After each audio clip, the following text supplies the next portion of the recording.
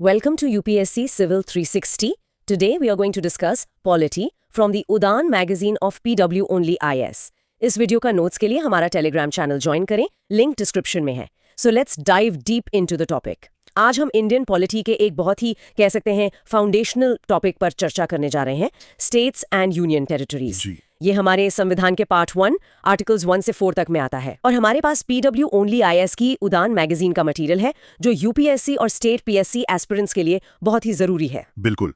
और आज हमारा मिशन सिर्फ फैक्ट्स को रटना नहीं है बल्कि उनके पीछे के क्यों को समझना है. हाँ, जैसे भारत को यूनियन ऑफ स्टेट्स क्यों कहते हैं, फेडरेशन ऑफ स्टेट्स क्यों नहीं, संसद के पास किसी राज्य का नक्शा बदलने की इतनी जबरदस्त शक्ति कहाँ से आती है, और एक स्टेट और एक यूनियन टेरिटरी में आखिर फंडामेंटली क्या अंतर है. जी, हम यूडान मैगजीन के सोर्सेज को बेस बनाकर इन सभी सवालों की तह तक जाएंगे. चलिए फिर सबसे पहले आर्टिकल 1 से ही शुरू करते हैं. जी. इसमें लिखा है India that is Bharat shall be a union of states.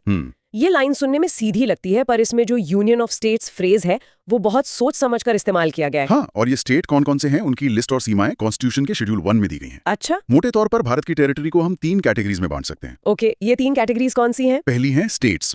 2024 तक हमारे पास 28 स्टेट्स हैं जो एक फेडरल सिस्टम का हिस्सा हैं. ठीक है. दूसरी है यूनियन टेरिटरीज यानी यूटीज जो 2024 तक 8 हैं और ये सीधे सेंट्रल गवर्नमेंट के एडमिनिस्ट्रेशन के अंडर आती हैं. और तीसरी कैटेगरी है एक्वायर्ड टेरिटरीज, मतलब वो इलाके जो भारत भविष्य में एक्वायर कर सकता है, वो भी सीधे केंद्र के ही कंट्रोल में रहेंगे. यहाँ एक इंटरेस्टिंग पॉइंट ये भी है कि आज जो हिमाचल प्रदेश, मणिपुर या गोवा जैसे राज्य हैं, जी, वो पहले कभी यूनियन टेरिटरीज हुआ करते थे. तो सवाल उठता है कि हमें यूटीज की जरूरत ही क्यों पड़ती है, स्टेट्स ही क्यों नहीं बना देते. इसके पीछे कई वजह हो सकती हैं, पॉलिटिकल, एडमिनिस्ट्रेटिव, कल्चरल और स्ट्रेटेजिक. जैसे दिल्ली देश की राजधानी है और चंडीगढ़ 2 राज्यों की, तो उनका स्टेटस अलग रखना जरूरी था. अंडमान एंड निकोबार आइलैंड्स का स्ट्रेटेजिक इंपॉर्टेंस है, तो हर यूटी के पीछे एक खास वजह है. अच्छा. और एक important fact for prelims, Delhi और जम्मू एंड कश्मीर, लद्दाख, जिनका एक कॉमन हाईकोर्ट है, सिर्फ यही ऐसी यूटीज हैं जिनका अपना हाईकोर्ट है. ठीक है, ये तो क्लियर हुआ. अब संविधान के कोर प्रोविजंस यानी आर्टिकल्स पर आते हैं. आर्टिकल 1 तो देश का नाम और टेरिटरी बताता है. आर्टिकल 2 का क्या रोल है? आर्टिकल 2 संसद को शक्ति देता है कि वो भारत में नए स्टेट्स को एडमिट कर सकती है या एस्टैब्लिश कर सकती है. यहाँ की पॉइंट ये है कि ये उन टेरिटरीज के लिए है जो पहले से भारत का हिस्सा नहीं है, जैसे किसी विदेशी टेरिटरी को भारत में शामिल करना हो. और सोर्स में आर्टिकल 2A का भी जिक्र है जो अब हटा दिया गया है. सही कहा. वो सिक्किम के लिए एक स्पेशल प्रोविजन था, उसे एसोसिएट स्टेट बनाने के लिए. अच्छा. लेकिन जब 36 अमेंडमेंट एक्ट से सिक्किम को भारत का पूर्ण राज्य बना दिया गया तो आर्टिकल 2A की जरूरत खत्म हो गई और उसे रिपील कर दिया गया. तो ये तो हुई बाहर से नए राज्यों को जोड़ने की बात, लेकिन असली शक्ति तो आर्टिकल 3 में छिपी है जो संसद को देश के अंदर ही नक्शा बदलने का अधिकार देती है. आपने बिल्कुल सही शब्द इस्तेमाल किया, असली शक्ति. आर्टिकल 3 पार्लियामेंट को अधिकार देता है कि वो किसी राज्य से टेरिटरी अलग करके नया राज्य बना सकती है. 2 या ज्यादा राज्यों को मिलाकर एक राज्य बना सकती है. मतलब किसी राज्य का एरिया बढ़ा भी सकती है और घटा भी सकती है. जी, एरिया बढ़ा सकती है, घटा सकती है, बाउंड्री बदल सकती है और यहाँ तक कि किसी राज्य का नाम भी बदल सकती है. एक मिनट, इसका मतलब संसद किसी भी राज्य के साथ ये सब कर सकती है, लेकिन इसका प्रोसेस क्या है? क्या राज्य से पूछा नहीं जाता? पूछा तो जाता है, पर यहीं पर एक बहुत बड़ा ट्विस्ट है. क्या? स्टेट्स के मामले में ऐसा कोई भी बिल प्रेसिडेंट की रिकमेंडेशन के बिना पार्लियामेंट में इंट्रोड्यूस नहीं हो सकता. ठीक है. और प्रेसिडेंट उस बिल को संबंधित स्टेट लेजिस्लेचर को भेजते हैं ताकि वो एक तय समय में अपने व्यूज दे सके. लेकिन अगर राज्य उस बदलाव के खिलाफ हो तो क्या संसद को राज्य की बात माननी पड़ती है? नहीं, और यही सबसे बड़ा पॉइंट है. कॉन्स्टिट्यूशन कहता है कि प्रेसिडेंट या पार्लियामेंट स्टेट लेजिस्लेचर के व्यूज को मानने के लिए बाउंड नहीं है. मतलब उनकी मर्जी है, माने या ना माने. बिल्कुल, वो उन व्यूज को स्वीकार भी कर सकते हैं और अस्वीकार भी.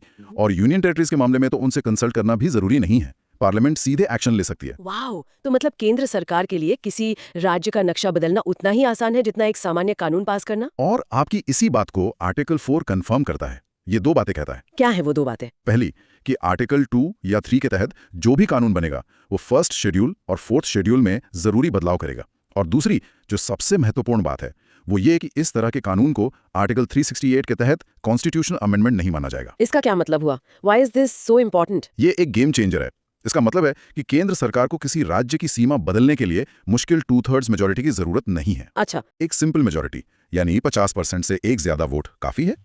संविधान निर्माताओं ने देश की एकता और अखंडता को सबसे ऊपर रखते हुए केंद्र को ये असाधारण शक्ति दी है. ये सच में एक असाधारण शक्ति है. इसी से जुड़ा एक कॉन्सेप्ट है जिसके बारे में एस्पिरेंट्स को पता होना चाहिए. हमारे संविधान में यूनियन ऑफ स्टेट्स शब्द का इस्तेमाल हुआ है, फेडरेशन ऑफ स्टेट्स का नहीं. ऐसा क्यों? डॉक्टर अंबेडकर ने इसके 2 कारण बताए थे. पहला, भारत का फेडरेशन अमेरिका की तरह राज्यों के बीच किसी समझौते का नतीजा नहीं है. अच्छा. राज्यों ने मिलकर देश नहीं बनाया, बल्कि देश ने प्रशासनिक सुविधा के लिए राज्यों को बनाया है. और दूसरा? कि किसी भी राज्य को देश से अलग होने का अधिकार नहीं है। बिल्कुल, कोई भी राज्य देश से सिसीड नहीं कर सकता। फेडरेशन एक यूनियन है क्योंकि ये अटूट है, इंडिस्ट्रक्टिबल है। और यहीं से वो फेमस फ्रेज आता है, India is an indestructible union of destructible states. यह सुनने में एक विरोधाभास जैसा लगता है। यह एक कमाल का विरोधाभास है और भारतीय संविधान का सार है। इसका मतलब है कि भारत एक देश के तौर पर इंडिस्ट्रक्टिबल यानी अमर है, उसे कोई तोड़ नहीं सकता। लेकिन उसके जो हिस्से हैं यानी हमारे राज्य, वो डिस्ट्रक्टिबल हैं, अमर नहीं है। संसद जब चाहे उनकी सीमाओं को फिर से खींच सकती है।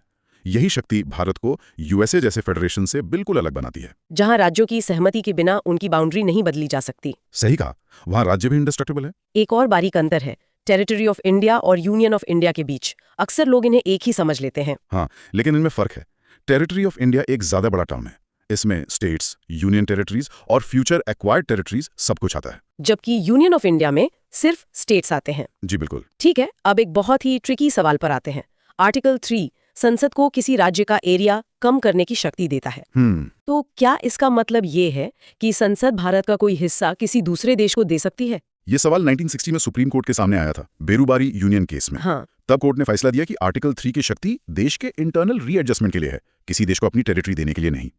पार्लियामेंट इस पावर का इस्तेमाल करके भारत की टेरिटरी किसी विदेशी देश को सीड नहीं कर सकती।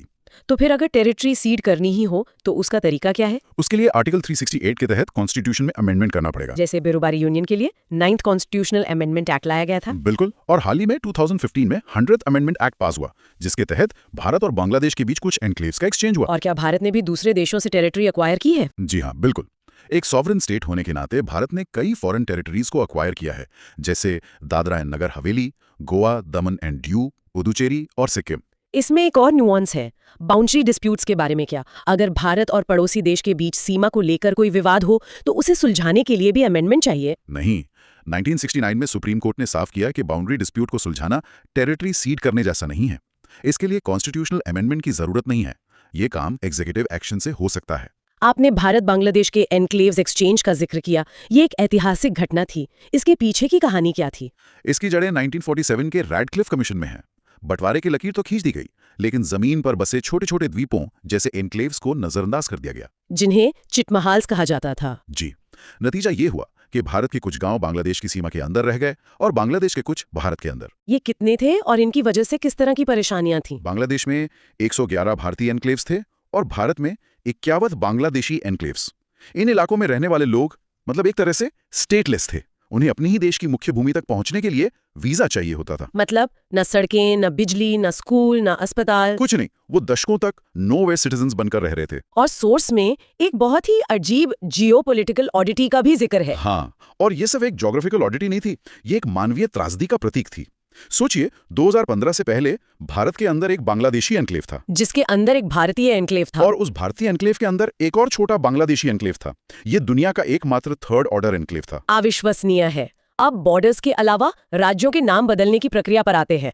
ये भी आर्टिकल 3 के तहत ही होता है ना? जी, और आजादी के बाद से कई राज्यों के नाम बदले गए हैं। जैसे 1950 में यूनाइटेड प्रोविंस का नाम उत्तर प्रदेश हुआ, मद्रास का तमिलनाडु हुआ 1969 में, फिर 1973 में मैसूर का नाम कर्नाटका हुआ, 2006 में उत्तरांचल उत्तराखंड बना और पांडिचेरी पुडुचेरी बना, और 2011 में उड़ीसा का नाम ओडिशा किया गया। जी। ये बदलाव सिर्फ नाम के नहीं बल्कि क्षेत्रीय पहचान और आकांक्षाओं के भी प्रतीक हैं।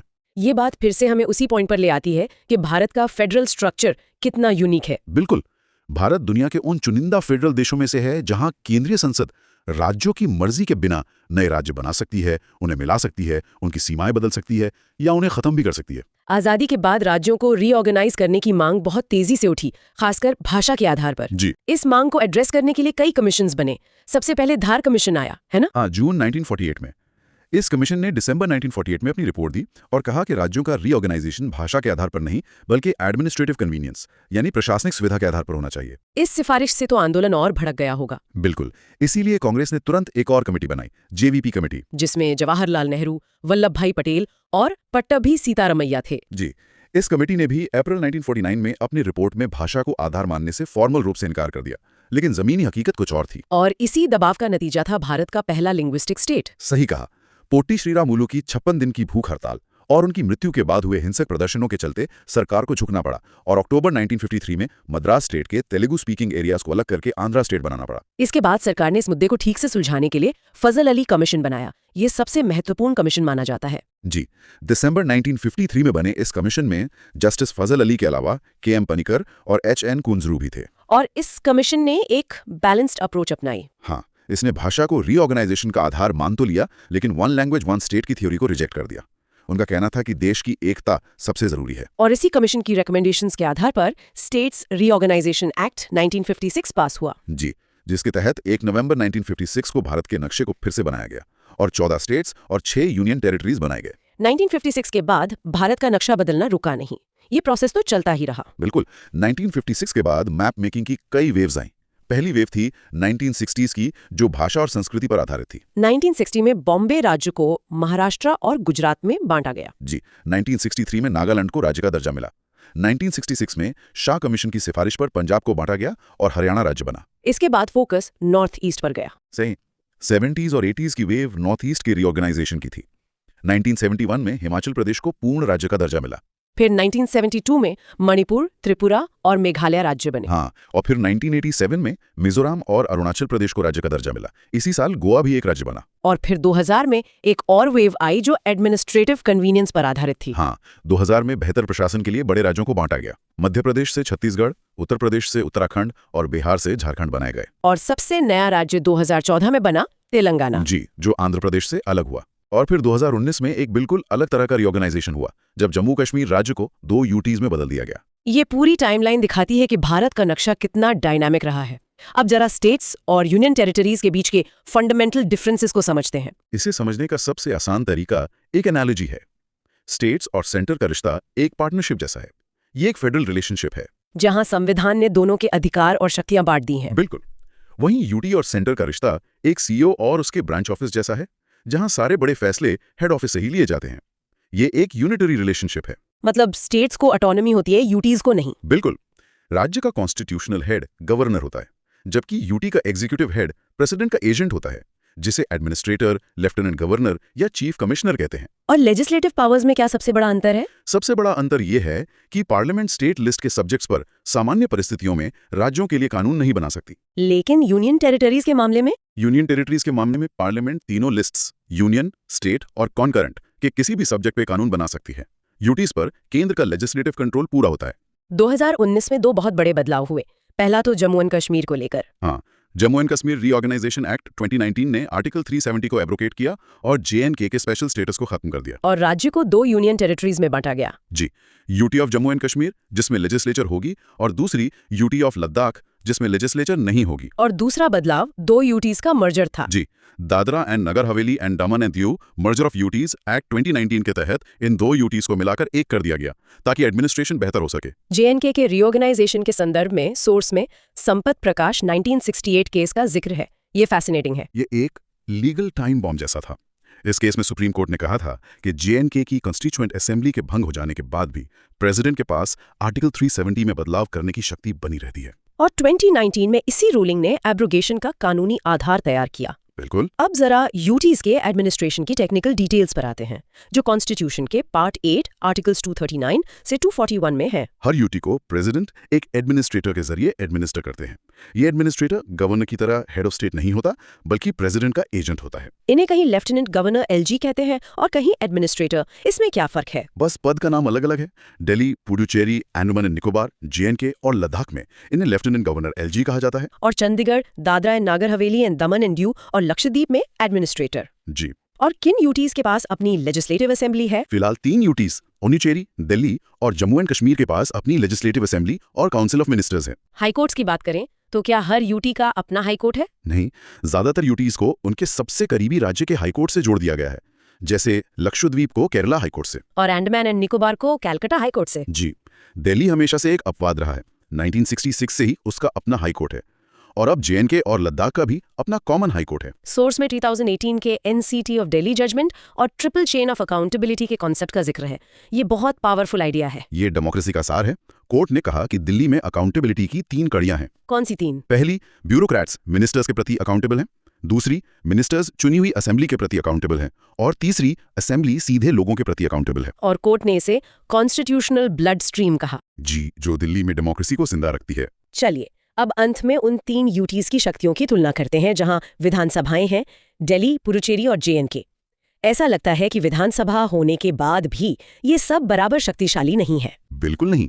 इनके स्टेटस और पावर्स में जमीन आसमान का फर्क है। लेजिस्लेटिव पावर्स में सबसे बड़ा अंतर क्या है? देखिए, पुडुचेरी की विधानसभा स्टेट ऑफ कंकरेंट लिस्ट के ज्यादातर सब्जेक्ट्स पर कानून बना सकती है, लेकिन दिल्ली की विधानसभा 3 चीजों पर कानून नहीं बना सकती: पब्लिक ऑर्डर, पुलिस और लैंड। ये सीधे केंद्र के पास है। जी। वहीं जेएनके की विधानसभा पब्लिक ऑर्डर और पुलिस को छोड़कर स्टेट लिस्ट के बाकी सब्जेक्ट्स पर कानून बना सकती है। और लेफ्टिनेंट गवर्नर की भूमिका में क्या अंतर है? दिल्ली में एलजी की भूमिका बहुत मजबूत है। वो काउंसिल ऑफ मिनिस्टर्स से मतभेद होने पर मामला प्रेसिडेंट को रेफर कर सकते हैं, और 2023 के कानून के बाद सर्विसेज यानी ब्यूरोक्रेसी पर भी उनका कंट्रोल है। अच्छा। तुलना में कम है। लेकिन जेएनके में एलजी के पास डिस्क्रेशन और गवर्नेंस में बहुत एक्सटेंसिव पावर्स हैं, खासकर सिक्योरिटी से जुड़े मामलों में। तो what is this all mean? आज की चर्चा से ये साफ है कि भारत का ढांचा कितना यूनिक और फ्लेक्सिबल है। ये न तो पूरी तरह फेडरल है और ना ही पूरी तरह यूनिटरी। बिल्कुल। हमने देखा कि कैसे संसद के पास राज्यों का नक्शा बदलने की असाधारण शक्ति है, कैसे भाषा की मांग ने भारत के पॉलिटिकल मैप को आकार दिया, और कैसे स्टेट्स और यूनियन टेरिटरीज के बीच एक बारीक संतुलन बनाया गया है। बेरूबारी यूनियन केस से लेकर जेएनके रीऑर्गेनाइजेशन एक्ट तक हर कदम ने हमारे संविधान की जीवंतता को साबित किया है। जी। आज की इस गहरी चर्चा के बाद हम अपने श्रोताओं के लिए एक सवाल छोड़ना चाहेंगे। भारत को an indestructible union of destructible states कहा जाता है। इस यूनिक फीचर ने जहां एक तरफ नेशनल यूनिटी को बनाए रखने में मदद की है, वहीं इसने सेंटर स्टेट रिलेशंस पर एक स्थायी बहस को भी जन्म दिया है। तो सोचिएगा, केंद्र की राज्यों का नक्शा बदलने की ये शक्ति भारत के फेडरल कैरेक्टर को मजबूत करती है या इसे कमजोर करती है? खासकर जब हम इसकी तुलना दुनिया के दूसरे फेडरेशन से करते हैं।